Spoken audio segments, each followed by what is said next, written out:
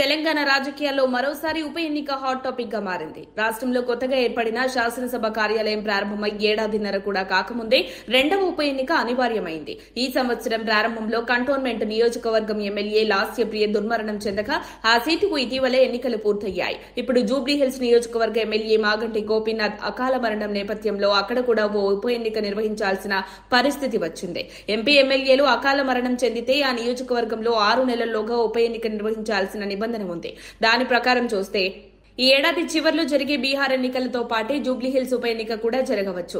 ఈ నియోజకవర్గం 2009లో ఖైరతాబాద్ పునర్విభజన తర్వాత ప్రత్యేకంగా ఏర్పడింది.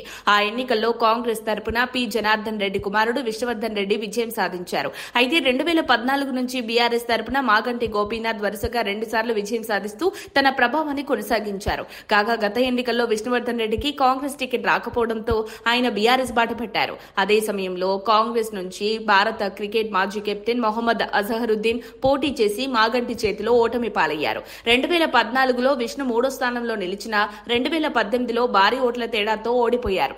2023లో అజహర్ కూడా 80,000 ఓట్ల తేడాతో పరాజయాన్ని చవిచూశారు. జూబ్లీహిల్స్ ఉప ఎన్నికలో బీఆర్ఎస్ పార్టీ ఎవరిని రంగంలోకి దించనుంది? మాగంటి కుటుంబానికి టికెట్ ఇస్తారా లేక మళ్లీ విష్ణువర్ధన్ రెడ్డిని ఎంపిక చేస్తారా? మరోవైపు కాంగ్రెస్ అజహరుద్దీన్ ను మళ్లీ టికెట్ ఇస్తుందా అనే ప్రశ్నలు చర్చనీయాంశంగా మారాయి. మరికొంతమంది వర్గాల ప్రకారం కాంగ్రెస్ బలాన్ని పెంచేందుకు మళ్లీ విష్ణువర్ధన్ రెడ్డిని పార్టీలోకి తీసుకుని టికెట్ ఇవ్వొచ్చని ఊహించవచ్చు. అదే జరిగితే బీఆర్ఎస్ నుంచి ఆయన నిష్క్రమిస్తారా అన్నది ఆసక్తికరమైన అంశం. ఒకప్పుడు సిట్టింగ్ ఎమ్మెల్యే మరణిస్తే సంబంధిత ఉప ఎన్నికను ఏకగ్రీవంగా నిర్వహించే సాంప్రదాయం ఉమ్మడి రాష్ట్రంలో ఉండేది. కానీ ప్రస్తుతం అది కొనసాగటం లేదు. కంటోన్మెంట్ ఉప ఎన్నిక కూడా పోటీతోనే జరిగిందన్నది చూస్తే జూబ్లీహిల్స్ కి కూడా పోటీ తప్పదని అర్థమవుతోంది. ఈ నేపథ్యంలో జూబ్లీహిల్స్ ఉప ఎన్నిక మరింత ఉత్కంఠను రేకెత్తించనుంది. ఎవరు అభ్యర్థిగా దిగుతారు, ప్రజలు ఎవరికి మళ్లీ అవకాశం ఇస్తారన్నది ఇప్పుడు రాజకీయ వర్గాల్లో చర్చనీయాంశం. మరిన్ని అప్డేట్స్ కోసం మా కాయ్ టీవీని సబ్స్క్రైబ్ చేసుకోండి. మా వీడియో కనుక మీకు నచ్చినట్లయితే లైక్ చేయండి, షేర్ చేయండి. మీ విలువైన అభిప్రాయాలను కామెంట్ బాక్స్లో తెలియజేయండి.